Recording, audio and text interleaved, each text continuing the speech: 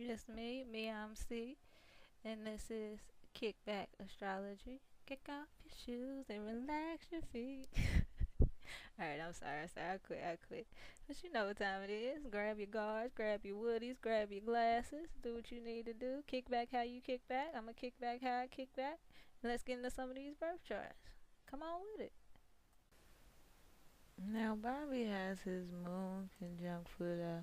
And with that moon conjunct Pluto, that just really reinforces that Mars and Scorpio energy, because like I told you before, he's taking that Mars and Scorpio, he's taking that dark energy, that scorpionic energy, he's enabling himself to use it as a driving force to put himself out there.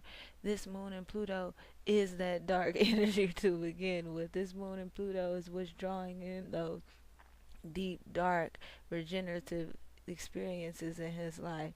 That's what that moon conjunct Pluto is doing. That's what's bringing him. Because remember, your moon is your closest, most internal part. This is what you're comfortable with. This is you at home. But with that being conjunct Pluto, which is like I said, that dark, transformative energy that like I said, underhand in nature. Pluto is that those long-term goals. Pluto isn't about just right now. Pluto, wait. Pluto takes time. That's the difference between Mars and Pluto. Pluto's gonna take time. Pluto is gonna plan. It's gonna long-term. It's over the long haul.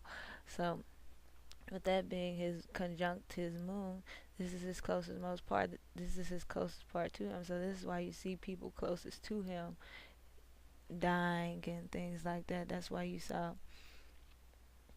like I said, the people closest to him. It was never like a far off relative. These are people close to home. His Pluto is hitting close to home. This death and rejuvenation is hitting close to home for him. He's going through transformations in the home. This is his, like I said, his nearest and dearest parts, his emotions, his moon, his mom. So, and this also has to do with why we saw his mom as such a domineering character, like even how he portrayed her in the movie and things like that. She's always trying to run things. She's always trying to take over things. She was always trying to, you know what I mean, exude that powerful image. And that's that moon conjunct Pluto, where she has that domineering attitude. He got that from his mother. You see what I'm saying? So with that, like I said, with that moon being conjunct his Pluto, that has to do with all the closest people and them being, a lot of them being women. Because remember, moon is a feminine. It's all about it's a feminine planet. So it's a feminine planet. So that's why you see most of them were women. The women closest to him were dying. But even like his male friends, like, this just has to do with the people closest to you. But you see that the majority of them were female, and that has to do with it being moon.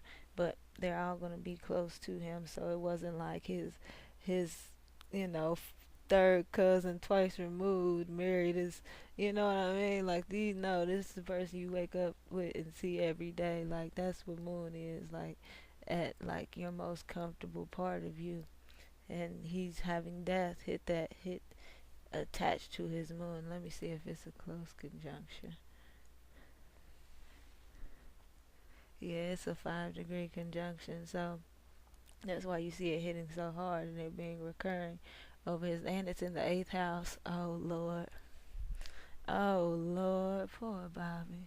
And it's in the eighth house. So that's really why you see it happening over and over and over and over again.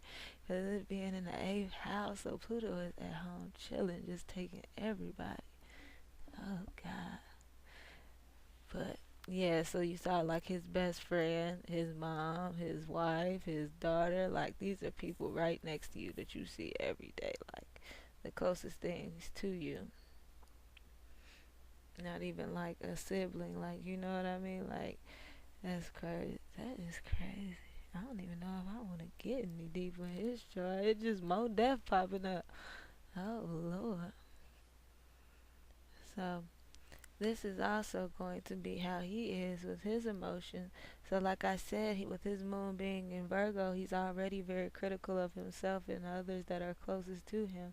But with that Pluto coming in, he's also that's going to bring a very controlling, like I said before, power hungry, very domineering energy to him. that he received from his mother. You see what I'm saying? So that's how he's going to be at home. He's going to want to control the people closest to him. He's going to be underhanded. He may, tell a lie to make sure you follow the line and things like that. He's going to be more underhanded, more manipulative, keep how he feels to himself. You know what I mean? Play his cards the way he best sees fit. You see what I'm saying? Not necessarily let you in or be genuine with you in any way. He just will, move according to how he feels and not necessarily consider how his ways are infecting others because, you know what I mean? He's ultimately just trying to receive that ultimate control and that power over everyone, even though he may not necessarily be suited to handle it. So that's what that moon and Pluto, Moon conjunct Pluto can bring to him. But he's going to be, like I said, he's going to be very hidden. His true feelings are always going to be hidden. No one's ever really going to know how he truly feels unless they just get really, really close to him. But he's not going to expose that about himself. Like someone else will have to expose things about him and things like that. You see what I'm saying? But like, no matter how much he tells us about himself, or no matter what story, how many books we're never gonna truly know everything that happened because, like I said, he has that moon conjunct Pluto. He's always gonna be in control. He's always gonna keep something to himself. It's always gonna be something else under the surface. You know what I mean? Like, it's always gonna be something. Then it's in the eighth house. You know what I mean? So that's deep, deep, deep into that. So it's gonna make him super extra, extra, super underhanded with it. So even though he's showing us all these things and he seems to be showing us his dirt, there is always more. There's always something. There's something off. Like he ain't just giving us everything. Like that's just not his nature. Like at all. Like he's never going to tell all of his secrets. Like he's never going to expose everything. Like that's actually a fear of his. Is being exposed fully. So I don't see that truly ever happening, to be honest with you.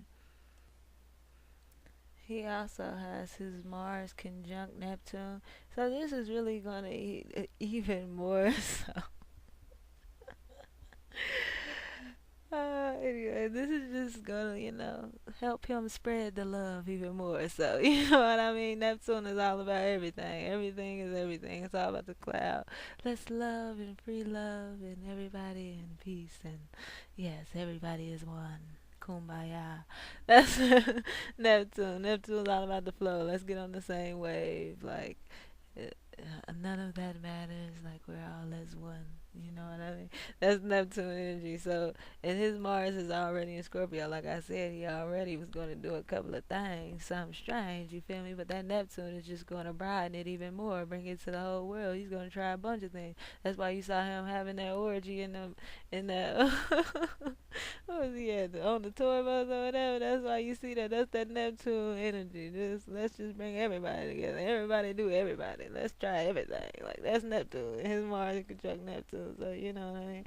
Your Mars is your sex drive. So you like to partake in a couple of things every now and then, and that's also going to bring in, like I discussed, I believe, with Janet, and that was that Mars conjunct Neptune energy, or Mars aspecting Neptune in general. That's going to bring that flow to your movements because remember, Mars is your physical movement, how you go out and get it, how you're going to move. You actually get up, move your feet, go. That's Mars. So when you bring that in with the flow of things and just getting on a natural wave, that's going to make your movements fluid. That's that dancing energy. And his is conjunct in the 10th house, so that's putting his on display. So that's why he's known so much for his dancing and things like that. That Mars conjunct Neptune in the 10th house. Bobby also has Sun square Mars, so with his Sun being square Mars, this is going to make him a very active person, a very quick, he's quick to pop off. Like, I'm just keep 1,000. Like, he's ready for a fight at all times, like, even when there's not one. So, and this, with his Mars being conjunct Neptune, is going to dial it down a little bit. So, it probably takes a lot more for him to go off than it would a normal Sun conjunct Mars. But with his Sun being in conflict with that, like I said, his warrior spirit, his go-getter energy, his Sun is conflicted with that. So sometimes he goes off when he shouldn't. Sometimes he expresses, you know what I mean, Sometimes he fights when he should. Sometimes he doesn't. He goes off at the wrong time. Sometimes he doesn't always express his aggression in the right way during the right time. Sometimes he flies off the handle. Sometimes he's passive when he shouldn't be. Like he can't really get that energy together. So this probably, confuses some of the people around him because they never really know what's going to set him off or when he's going to go off, especially with it being a Scorpio and it's already hitting, and then it has Neptune there, so it's bringing that cloud and that delusion, and then it's squaring his sun. So sometimes his actions aren't really very clear. People don't really know where he's coming from. They don't really know what he's going for. They don't know what he's trying to get at. Like, what are you doing? Like, what's going on with you? Like, so that probably caused a lot of confusion as far as people in his life, and probably for him himself, because his actions and he's not getting done what he's trying to get done. I'm trying to accomplish it, and it's not working out how I'm trying to make it work out. And it's an aggressive energy, so he's trying to make it happen, but it's not gonna work out like that. He has that Neptune energy. Sometimes Neptune will have you, looking at things very idealistically, when in reality, this is draining you and you need to cut it. But you're just hell bent on making it happen with that Mars energy. So that can lead him into a cloud of delusion and everything else, martyrdom, escapism, everything else, because his is conjunct Neptune. So, yeah, Lord Jesus. So that was part 4, all about some of Bobby's aspects. He doesn't really have too many aspects in his chart, but we got to look at a few of them. We got to see why his dancing is on display and why he's so, known, known to be, known to get around a little bit, known to spread, spread the love, as they say. Known to spread the love a little bit. He likes to be fluid. He likes to dance. He likes to move. He likes to, spread the love.